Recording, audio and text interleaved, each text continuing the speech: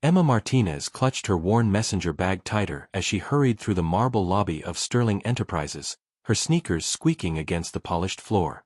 At 22, she was already working 3 jobs to support herself through college, and this weekend cleaning gig at the city's most prestigious corporate tower was her lifeline. The building was supposed to be empty, but as she stepped off the elevator on the 42nd floor, she heard the unmistakable sound of someone typing furiously. She froze. Getting caught here after hours could cost her the job she desperately needed. But curiosity won over caution as she peered around the corner to see a man in an expensive suit hunched over his laptop, his dark hair disheveled, his tie loosened. Alexander Sterling himself, the 30-year-old CEO whose face graced business magazines and whose reputation for being cold and calculating preceded him everywhere. "Excuse me," Emma whispered, then cleared her throat louder. "Mr. Sterling?" Alexander's head snapped up, his steel-gray eyes meeting hers with surprise and then something else. Exhaustion that mirrored her own. "Who are you? How did you get up here?" "I'm Emma, from the cleaning service. I didn't know anyone was still here. I can come back later." "No, stay." His voice was rough, strained. "I could use the company, actually. Been here for 36 hours straight trying to save a deal that's falling apart." He rubbed his temples. "My board thinks I'm losing my edge." Emma set down her supplies, something in his vulnerability drawing her in despite every rational thought telling her to leave. "When's the last time you ate something?" Alexander laughed bitterly. "I honestly can't remember. Coffee doesn't count, does it?" Without thinking, Emma reached into her bag and pulled out a sandwich wrapped in foil. "Here. I always pack extra." It was a lie, she'd brought just enough for her long shift, but something about this powerful man looking so lost made her want to help. "I can't take your food," Alexander protested, but his stomach betrayed him with a loud growl. "You can and you will. I'm not leaving until you eat it." Emma surprised herself with her boldness. She'd never spoken to her professors this way, let alone a billionaire CEO. As Alexander unwrapped the simple turkey sandwich, he looked up at her with something approaching wonder. "You know, in my world, everyone wants something from me. Money, connections, access. But you're giving me your dinner. Why?" "Because you look like you need it," Emma said simply, beginning to dust his desk around his laptop. "And because everyone deserves to eat, no matter how much money they have or don't have." "What are you studying?" Alexander asked between bites, and Emma was struck by how different he seemed when he wasn't putting on the CEO persona. "Business and social work, double major. I want to start a non-profit someday, help kids from backgrounds like mine get opportunities they wouldn't otherwise have." Emma felt heat rise in her cheeks. Why was she telling him this? She never talked about her dreams with anyone. "Backgrounds like yours?" "Foster care. Group homes. You know, the kids nobody wants." The words came out matter-of-fact, but Alexander caught the pain underneath. "I'm sorry. That must have been difficult." Emma shrugged, continuing to clean. "It taught me to be self-sufficient. And to recognize when someone needs help, even if they're too proud to ask for it." They fell into comfortable conversation as Emma worked and Alexander slowly relaxed. He told her about the pressure of living up to his father's legacy, about how every decision affected thousands of employees. She shared stories from her various jobs, her observations about people from all walks of life. Hours passed without either of them noticing. "I should go," Emma finally said as dawn began to break through the floor-to-ceiling windows. "But you should go home too. Whatever deal you're working on will still be there after you've slept." Alexander stood, his suit wrinkled, his usual composure completely abandoned. "Emma, this night has been the most real conversation I've had in years. Would you maybe want to have dinner sometime?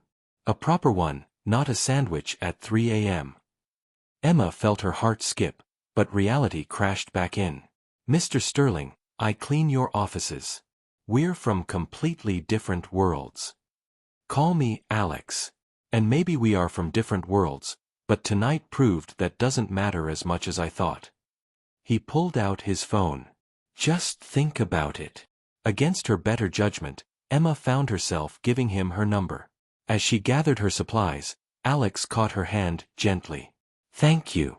For the sandwich, for staying, for seeing me as just me. The electricity between them was undeniable, and as Emma left that morning, she couldn't shake the feeling that her life had just taken a dramatic turn.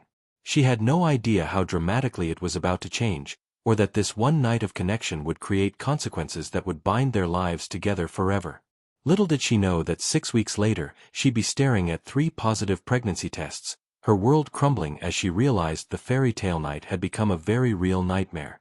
And she had no idea that Alexander Sterling, the man who'd seemed so human in those early morning hours, was about to show her exactly why he'd earned his reputation for being ruthless in business and in life.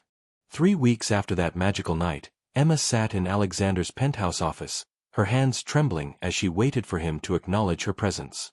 He was on a phone call, speaking in clipped professional tones about quarterly earnings, as if she were invisible.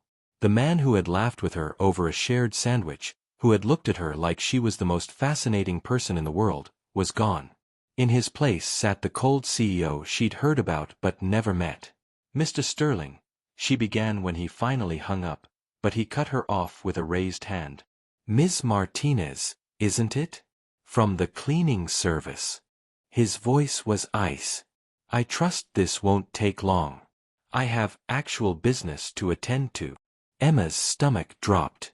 He was pretending not to remember their dinner dates, the long walks, the passionate night that had led to her current predicament. Alex, we need to talk. It's important. It's Mr. Sterling to you. His gray eyes were emotionless, calculating. And I can't imagine what we'd have to discuss. Our interaction was a momentary lapse in judgment on my part. The words hit Emma like physical blows. A lapse in judgment. That's what their connection had been to him. I'm pregnant, she said quietly, the words barely audible. Alexander's expression didn't change, but something flickered behind his eyes. I see. And you think this concerns me how? Because you're the father, Emma whispered, her voice breaking. Alex, please, you know what happened between us. You know we. What I know, Alexander stood, towering over her, is that ambitious women have been trying to trap wealthy men with pregnancy claims since the dawn of time. What I know is that I have security cameras in this building that show you've had access to every floor, every office. How do I know you weren't sleeping with half my executives? Emma felt like she'd been slapped. The blood drained from her face as the cruelty of his words sank in. How can you say that? You know me. You know I'm not. I know nothing about you except that you clean toilets for a living, and apparently think you can extort money from me with some sob story. Alexander walked to his window, his back to her. My lawyers will be in touch if you continue to pursue this ridiculous claim. I don't want your money, Emma stood on shaking legs. I wanted to tell you because I thought you had a right to know. Because I thought the man I met that night was real. That man was a moment of weakness. This is who I really am. Alexander turned back to face her, his expression carved from stone. I suggest you find the real father of your child and stop wasting my time. Emma stared at him for a long moment, memorizing his face, trying to reconcile the tender man who had held her hand with this cold stranger. You're right, she said finally. The man I thought I knew was real. But he was just an illusion. This is who you really are. She walked toward the door, then turned back one last time. I won't contact you again. But someday, when you're lying in your empty penthouse wondering why nothing in your life feels real, remember this moment. Remember that you chose cruelty over connection. And remember that you have 3 children out there who will never know their father because he was too much of a coward to believe in love. 3. Alexander's composure cracked for just a second. Triplets, Emma confirmed, her hand on the door handle. But don't worry. They'll never know what they're missing. As Emma left, Alexander stood frozen, her words echoing in his head. 3 children. Triplets. But he pushed the thought away, telling himself he'd done what was necessary. He couldn't afford vulnerability. He couldn't afford to believe in fairy tales. His world was built on control, on never letting emotions cloud his judgment. What he didn't see was Emma collapsing in the elevator, sobbing as the reality of her situation hit her. She was completely alone, pregnant with triplets, and the only man she'd ever loved had just destroyed her heart with surgical precision. 6 months later, Emma gave birth to 3 perfect babies, 2 boys and a girl, in a public hospital with only her social worker friend Maria by her side. As she held them for the first time, she made a promise that she would give them everything she'd never had: stability, love, and a sense of belonging. She would be their whole world, because their father had made it clear he wanted no part of theirs. Alexander never knew about the birth. He'd moved on to other deals, other conquests, pushing that night with Emma into the darkest corners of his memory. But sometimes, late at night in his empty penthouse, he found himself wondering about the woman who'd given him her sandwich and seen past his armor. He told himself it didn't matter. He told himself he'd made the right choice. He had no idea that 6 years later, fate would prove him catastrophically wrong. Emma wiped flour from her hands as she watched her 6-year-old triplets through the kitchen window of their small but cozy house. Ethan was building an elaborate fort out of sticks and leaves, his serious expression reminding her painfully of someone she tried not to think about. Maya was orchestrating an elaborate tea party for her stuffed animals, her natural leadership skills already apparent. And little James was reading a book about business, at 6 years old, his curiosity about how things worked insatiable. "Mama, why don't we have a daddy like other kids?" Maya asked at dinner that night, her question causing Ethan and James to look up from their plates expectantly. Emma's heart clenched. This conversation came up periodically, and each time it got harder to navigate. Some families have mommies and daddies, some have just mommies or just daddies, and some have grandparents or aunts and uncles. What matters is that we love each other. But wouldn't it be nice to have a daddy who could teach us things and play catch? Ethan asked, his logic-driven mind always pushing for more information. "I can teach you things and play catch," Emma said, forcing brightness into her voice. "You're terrible at catch, Mama," James said matter-of-factly, making his siblings giggle despite the serious topic. Emma laughed too, because he wasn't wrong. "Okay, maybe we could find someone to teach you sports. But we're a team, the 4 of us. We take care of each other." Later, after the children were asleep, Emma sat at her kitchen table working on her laptop. She'd managed to finish her degree through online classes and night school, and now she was finally launching her nonprofit, New Beginnings, focused on helping former foster children transition to independence. The irony wasn't lost on her that she was doing exactly what she'd told Alexander Sterling she wanted to do all those years ago. Her phone buzzed with a text from her friend Maria. "Saw your ex on the news. Still devastatingly handsome and apparently still single. Ever think about telling him?" Emma deleted the message without responding. She'd made peace with her decision long ago. Alexander had made his feelings clear. Her children deserved better than a father who would see them as burdens or complications to his perfect life. What Emma didn't know was that Alexander's life was far from perfect. Success had brought him everything money could buy but nothing his heart actually wanted. He'd gone through a string of relationships with women who wanted his wealth and status but never saw him the way Emma had that night 6 years ago. He'd built walls so high that nobody could scale them, and now he was trapped inside them. The next morning brought chaos as usual. Maya couldn't find her favorite hair ribbon, James had already read all his library books and was demanding new ones, and Ethan was trying to explain to his stuffed elephant why 2 + 2 = 4 using elaborate mathematical proofs that would have impressed college professors. "We're going to be late for school," Emma called, juggling breakfast prep with searching for Maya's ribbon and trying to find more challenging books for James. "Mama, will you come to career day next week?" Maya asked, finally located ribbon securing her ponytail. Emma's stomach tightened.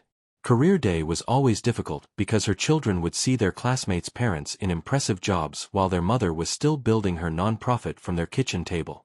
"Of course, sweetheart. I'll tell them about helping people." That's better than boring office jobs anyway, Ethan declared loyally, though Emma caught the wistful look he gave when other kids talked about their fathers who were doctors or lawyers or businessmen. At school pickup that afternoon, Emma overheard two other mothers discussing the upcoming school fundraiser. "I heard they got Alexander Sterling to be the keynote speaker," one said. "Can you imagine?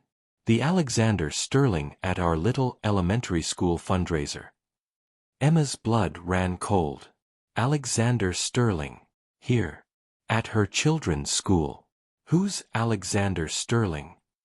Maya asked, having caught the name. "Just a businessman, honey," Emma managed, her mind racing. How was this possible? Of all the schools in the city, how had fate brought him to theirs? That night, Emma called the school. "About the fundraiser next week, I was wondering if I could get some details about the speakers?" "Oh, it's so exciting," the volunteer coordinator gushed. "Mr. Sterling specifically requested to speak at our school. Apparently, he's been researching organizations that help underprivileged children, and he heard about some of the programs we run for kids from difficult backgrounds. He wants to potentially partner with schools like ours." Emma's hands went numb. Alexander was researching programs for underprivileged children? The man who had accused her of being a gold digger was now claiming to care about kids from backgrounds like hers? As she hung up the phone, Emma stared at her children's school photos on the refrigerator. Ethan with his serious expression and Alexander's exact eye color. Maya with her natural charisma and the Sterling family's strong jawline. James with his insatiable curiosity and the same dark hair that Emma remembered running her fingers through 6 years ago. Alexander was coming to their school. He was going to be in the same room as his children, and he had no idea they existed.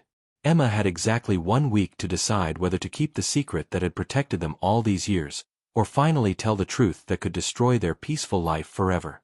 Emma stood at the back of the school auditorium, her heart hammering against her ribs as she watched Alexander Sterling take the stage. 6 years had changed him. There were lines around his eyes that hadn't been there before, a weariness in his posture despite his commanding presence.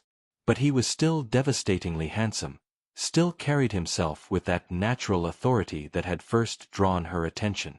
"Good evening," Alexander's voice filled the room, and Emma felt that familiar shiver run down her spine. "I'm here tonight because I believe in second chances. I believe that where you come from doesn't determine where you're going." Emma almost laughed at the irony. This from the man who had dismissed her as a gold-digging cleaning lady. "Many of you know me as a businessman," Alexander continued, "but what you might not know is that I grew up feeling like I never quite belonged anywhere. My father was so focused on building his empire that he forgot to build a relationship with his son. I was surrounded by wealth but starved for genuine connection." Emma's breath caught. This wasn't the speech she'd expected. This was raw, honest, vulnerable in a way that reminded her of that night 6 years ago. In the third row, her triplets sat with their class, completely unaware that the man on stage was their father. Ethan was listening intently, his analytical mind engaged. Maya was whispering to her friend about something, her attention divided.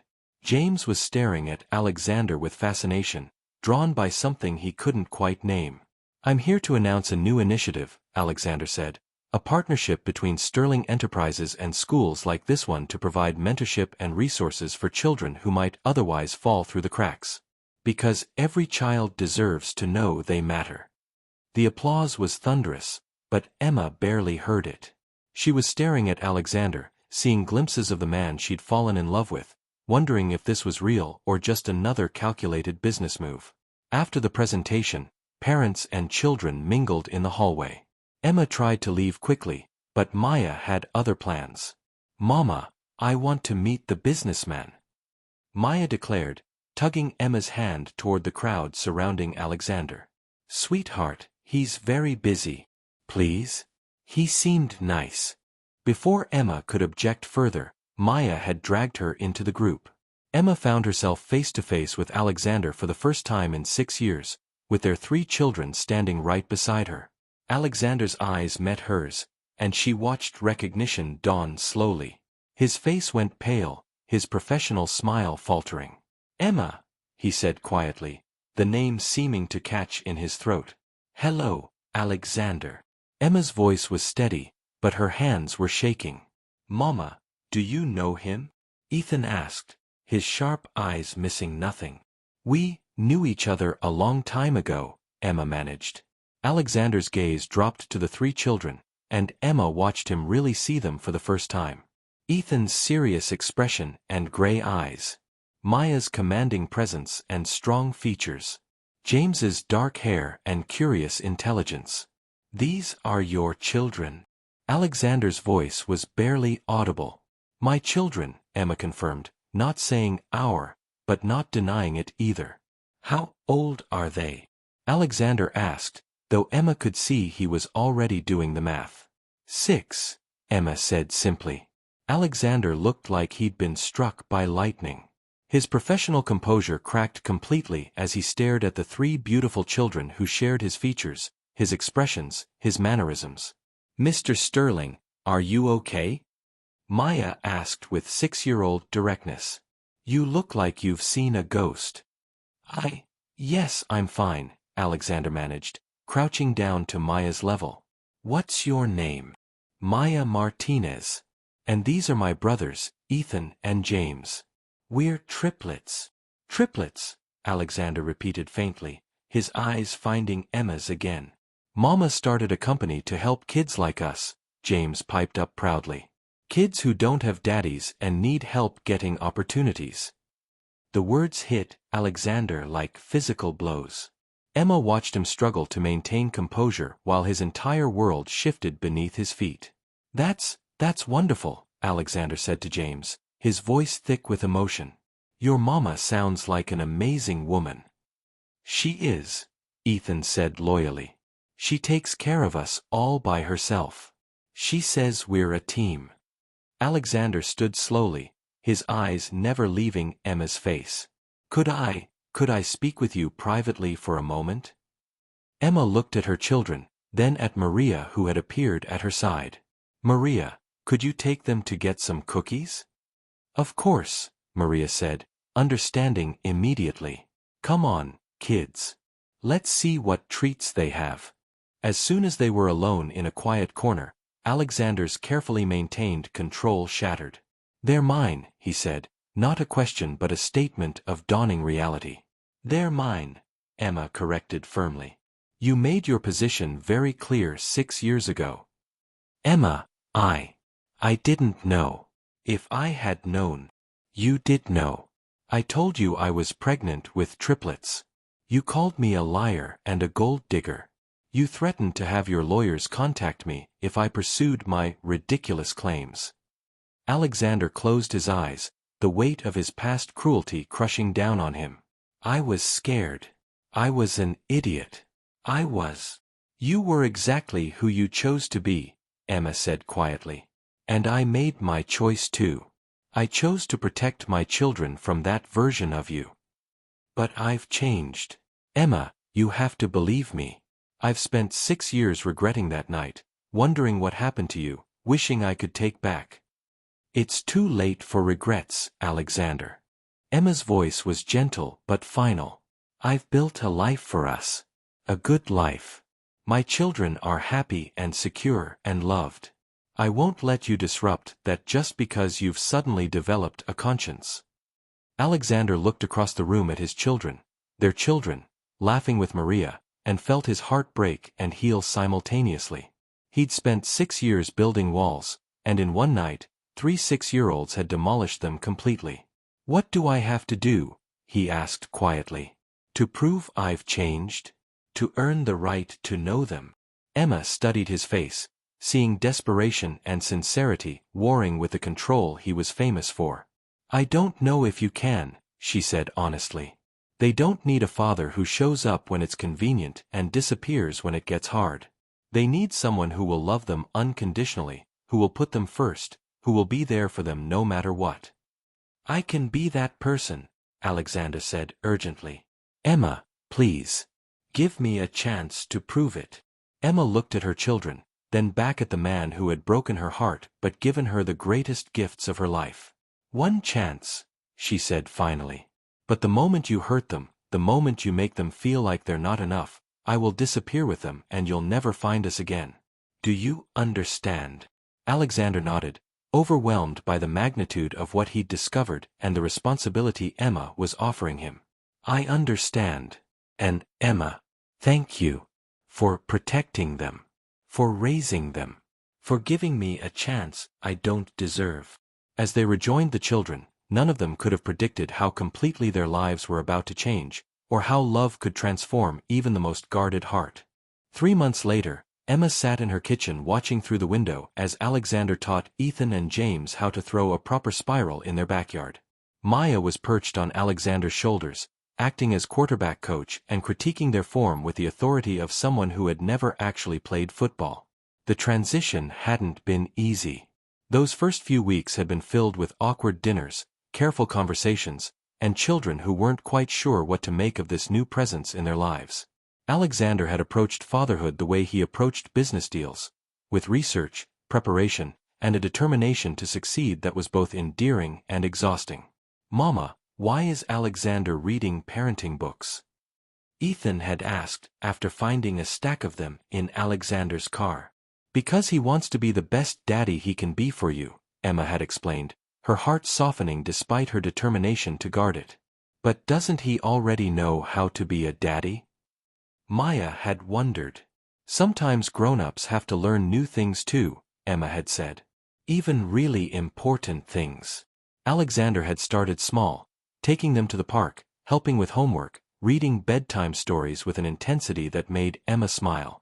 He approached each interaction like it was a negotiation he was determined to win, but gradually began to relax as the children accepted him. The breakthrough had come during James's meltdown over a science project. The 6-year-old had been trying to build a volcano and had become increasingly frustrated when it wouldn't work properly. I'm stupid, James had cried, throwing his materials across the room. I can't do anything right. Emma had started to intervene, but Alexander had quietly sat down on the floor next to James. You know what I did when I was your age and couldn't figure something out? Alexander had said calmly. What? James had sniffled. I convinced myself I was stupid too. But my mother told me something that I want to tell you. She said that getting frustrated means your brain is working hard to solve a problem. It means you care about doing it right. And that's not stupid, that's smart. James had looked up at Alexander with wonder. Your mama said that? She did. And she was right. Want to try the volcano again? Together. That night, as Emma tucked James into bed, he had whispered, Mama, I think Alexander might be my daddy. He understands how my brain works. Now, watching Alexander celebrate as James finally completed a successful pass, Emma felt her carefully constructed walls beginning to crumble. This wasn't the cold businessman who had shattered her heart 6 years ago. This was a man who had learned to love, who had fought through his own fears and conditioning to become the father her children deserved. Mama! Maya called from Alexander's shoulders. Come play with us. I'm making dinner, Emma called back, but Alexander was already walking toward the kitchen, Maya still perched on his shoulders. Dinner can wait, Alexander said, his eyes meeting Emma's through the window. This is more important. As Emma joined them in the yard, she felt something she hadn't experienced in years, the feeling of being part of a complete family. Alexander caught her hand as they walked, and for the first time, she didn't pull away. Later that evening, after the children were in bed, Emma and Alexander sat on her front porch swing, the comfortable silence between them filled with the sounds of crickets and distant traffic. I have something to tell you, Alexander said quietly. Emma tensed, her old fears resurging. What? I've been seeing a therapist. For the past 2 months. Alexander's voice was uncertain, vulnerable in a way she'd never heard from him. I needed to understand why I was so cruel to you 6 years ago, why I was so terrified of letting anyone close. Emma turned to look at him, surprised by this admission. It turns out I was terrified of being like my father, distant, controlling, unable to connect. So I became exactly what I was afraid of. Alexander's laugh was bitter. I thought if I kept everyone at arm's length, I couldn't hurt them the way he hurt me. But I hurt you worse than he ever hurt anyone. Alexander. Let me finish, please. Alexander took her hand, gently. That night 6 years ago, when you gave me your sandwich and saw past all my walls, it scared me to death. I'd never felt so connected to another person. So when you told me you were pregnant, I panicked. I convinced myself you were lying because the alternative, that I was going to be responsible for children, that I might fail them the way my father failed me, was too terrifying to accept. Emma felt tears welling in her eyes as she finally understood the fear that had driven his cruelty. But these past 3 months, watching our children, seeing the incredible people you've raised them to be, I realize that love isn't about being perfect. It's about showing up, even when you're scared. It's about choosing to trust, even when you've been hurt. Alexander turned to face her fully, his gray eyes bright with unshed tears. Emma, I know I don't deserve forgiveness. I know I have years of trust to rebuild.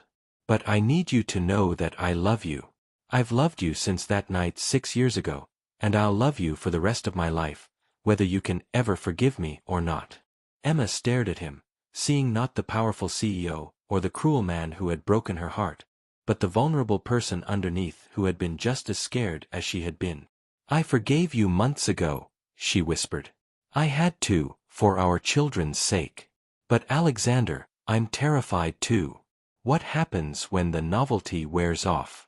What happens when being a family gets hard and messy and complicated? Then we figure it out together, Alexander said simply. Emma, I'm not going anywhere. These 3 months have been the happiest of my life. Not because it's been easy, but because it's been real. Because I finally have something worth fighting for. He reached into his pocket and pulled out a small velvet box, making Emma's breath catch. I'm not asking you to marry me tonight, Alexander said quickly. I know we have more work to do, more trust to build. But I want you to know that my intentions are serious. I want to be your husband and their father, officially and forever. When you're ready. If you're ever ready. Emma took the box with trembling hands, opening it to reveal a simple, elegant ring that caught the porch light like captured starlight. It's beautiful, she whispered. It's a promise, Alexander said. A promise that I'll spend every day for the rest of my life proving that I'm worthy of you and our children. A promise that our family will always come first, no matter what business deals or opportunities come along. A promise that I'll never let fear make me cruel again. Emma looked up at him, seeing her future in his eyes. Not just the fairy tale romance she'd dreamed of as a young woman, but something deeper and more real. A partnership built on forgiveness and growth, a love that had been tested by separation and strengthened by reunion. Ask me again in 6 months, she said softly, closing the box but holding it tight. When Maya stops testing you, when Ethan stops analyzing your every move, when James stops expecting you to disappear. When I stop waking up afraid that this is all too good to be true.